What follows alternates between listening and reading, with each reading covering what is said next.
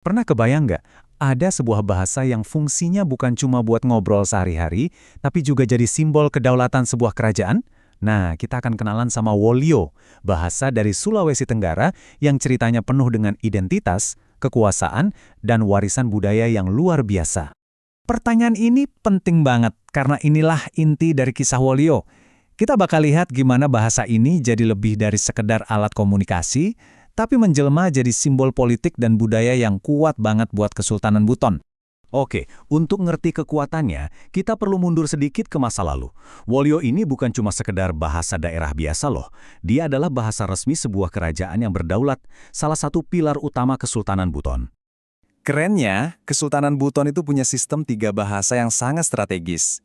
Bahasa Melayu dipakai buat administrasi umum, terus bahasa Arab buat urusan agama. Tapi, disinilah Wolio jadi bintangnya. Bahasa ini dipakai buat hukum adat dan diplomasi, yang nunjukin kalau statusnya itu tinggi banget.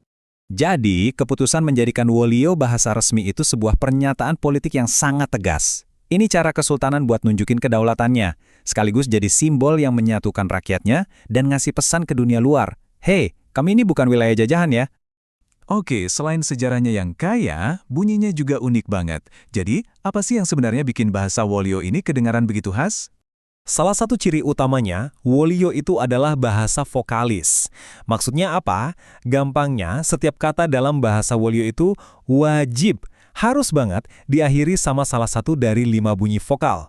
A, I, U, E, atau O. Udah, itu aturan dasarnya. Nggak cuma itu, Wolio juga punya beberapa konsonan yang spesial banget, termasuk yang namanya konsonan implusif, kayak B dan D. Uniknya, bunyi-bunyi ini juga ada di bahasa tetangganya loh, kayak bahasa Muna dan Wakatobi. Ini jadi penanda adanya hubungan sejarah yang kuat di antara mereka. Hei, tunggu dulu. Konsonan implosif itu apaan sih? Coba bayangin deh, kalau kita ngomong huruf B atau D, kan biasanya udara kita dorong keluar. Nah, kalau bunyi implosif, justru kebalikannya. Udaranya tuh ditarik sedikit ke dalam. Inilah yang bikin bunyinya jadi khas dan unik banget. Oke, kita udah kenalan sama bunyi-bunyinya. Sekarang, kita naik level. Kita lihat gimana cara bahasa Wolio ngebangun kata-katanya. Ternyata di baliknya ada sistem yang kompleks, tapi teratur banget. Kunci dari pembentukan kata di bahasa Wolio itu ada pada awalan nasal, yang kita bisa lambangkan dengan huruf N.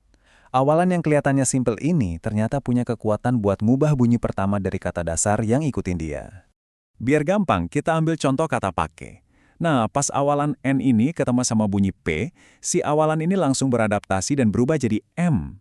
Jadi hasilnya bukan N pakai, tapi jadi M pakai. Proses yang cerdas ini namanya asimilasi, di mana satu bunyi menyesuaikan diri sama bunyi di sebelahnya. Keren kan?